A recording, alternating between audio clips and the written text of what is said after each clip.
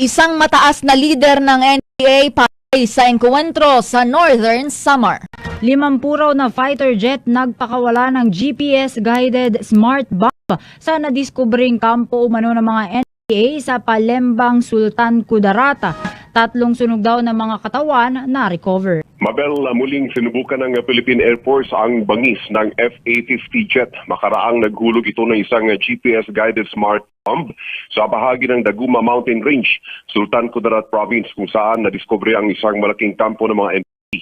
Ayon sa 6ID Information Office, nagkatipon ng mga NPA sa bahaging ito ng Mindanao para sa kanilang 52nd anniversary. Ayon sa mga residente, hindi kalayuan sa lugar, naramdaman nila ang malakas sa pagsabog kasabay ng pagyanig ng lupa at pagbulwak ng masaganang apoy sa gitna ng kagubatan. Matapos ang air bombing activity, na-recover ng ground troops sa blast site ang 3 sunog ng mga bangkay, 100 bandolier bags, IED components, laptop, generators, mga sunog na armas at mga dokumento. Ayon naman kay 6ID Commander Major General J.B. Max Uy, matapos ay ilang taon na military operation sa Daguma Range, first time umanong natumbok nila ang Far South Regional Committee base camp ng mga NPA na nasa napakatarik na lugar. Ayon naman sa ilang observers, sayang ang milyones na halaga ng smart bomb kung 3 lang ang napatay sa mga kalaban. Ngayon, parinig lang ako ng revolutionary government, ganet kayo, no to ribgob. Oh, naloko na. Kayo mag-revolt, okay. Ikaw Pilipino, ako Pilipino. Of age ako, of age ka. Of sound mind. O katok tayong dalawa, if we are into it. Yung binibigay ko ng kapatid ito ni Mayor. Kaibigan niyan kami kasi sa Congress many years ago. Taga-Congress na yan. Yung binidistribute nilang about drugs. Tingnan nga ninyo.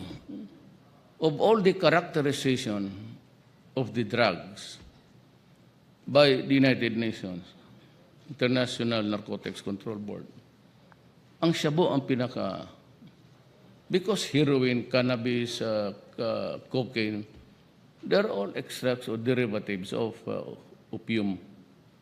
It's a poppy, it's a natural homegrown plant. Itong shabu is tignan mo may characteristic. Ang shabu, it produces violent, bizarre, and aggressive behavior.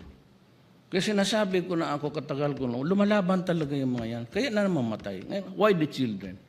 Sila yung inuutosan na i-deliver mo doon. So invariably, they are in the middle of a silent war. And if something erupts there, matatamaan talaga yan. May alang-alang magsakripisyo itong sundalo o pulis. Wala yan. There's no such thing. It's self-preservation. Self-preservation yan. Ginagamit nila eh. Kaya na may mga bata.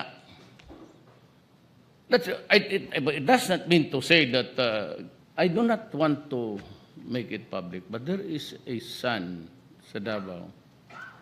He was, you know who am I referring to?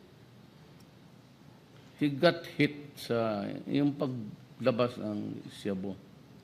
First time siguro talagang hinirita niya. Kaedad ko lang yan siya nung tinamaan. So he's detained there in his house. Sa bahay lang sa kwarto. You know what? Minsan ng Christmas time, so I passed by my friend's house. Alam na mga taga-Davao kung sino. Dinaanan ko yung pamilya. Naiwan. Sabi ko, tingnan natin nga yung ano. He's old, very old. Matanda pa ako kasi ako 72. That guy must be around 68. Siguro mga ang mukha 90 years old. Parang hermit. Kasi ko itong shabu talaga. The social cost. Alam mo, pag may isa kang anak na tinamaan ng shabu, the family becomes dysfunctional. Kung may 2 anak ka, it becomes doubly dysfunctional. That is one social cause. The other is social cause. How about tayo? Maybe, tingnan ko ilang milyonaryo dito, ha? Yung sigurong DSWD ang, ikaw siguro direktor ang pinakamayaman dito. Ako, Malacanang, what does it means to me? Work. Am I, no? Why? I've been 23 years mayor. Every day I go out of the house practically to every engagement. People clap endlessly. They applaud you, they adore you, they praise you. I have enough of that. It does not move me at all.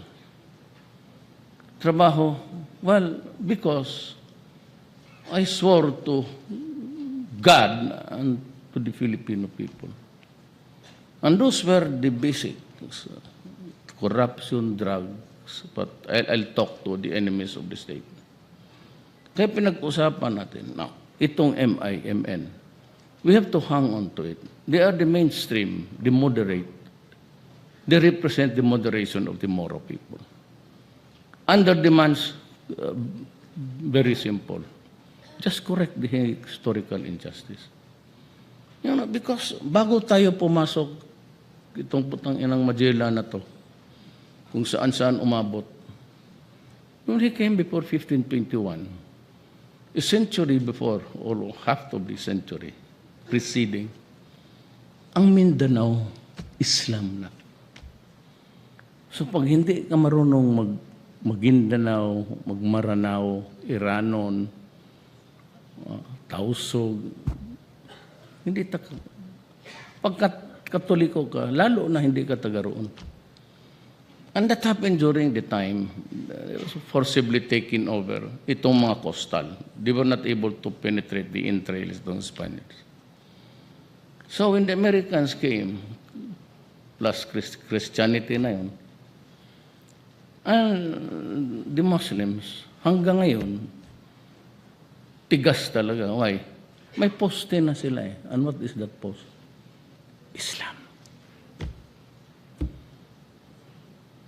So, taken over. Why? Because of the gunpowder. Nagdala dito ng gunpowder, the cannons and the muskets, the rifle of the old.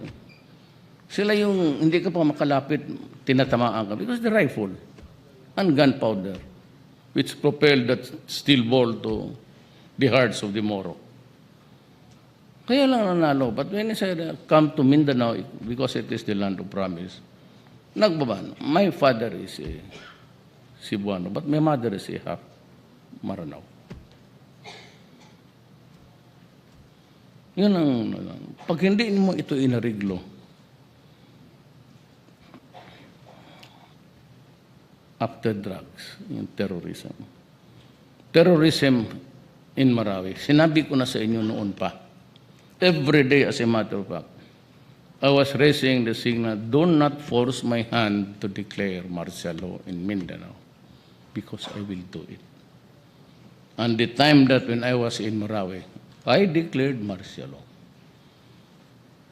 And I swear that I will pursue the ends of the world to seek peace with the Moro people.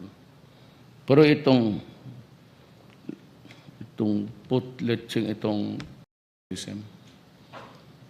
it's a bankrupt and corrupt ideology.